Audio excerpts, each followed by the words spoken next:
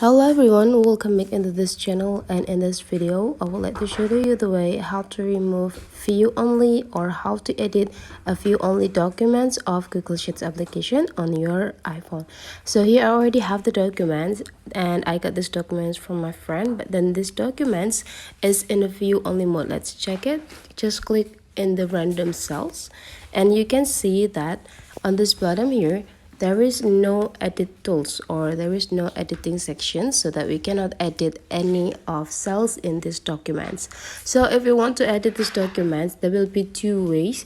The first way is you just need to send a permissions request to edit this document by click this request to edit access.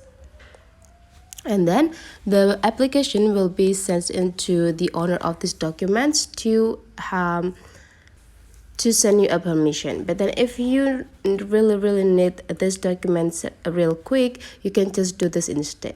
Go click these three small dots in this corner, and after that you just need to go click this share and export, and after that you just need to go click this make a copy, and then the application will be copied these documents, but then this document will be yours and you can have an edit access into this documents right here.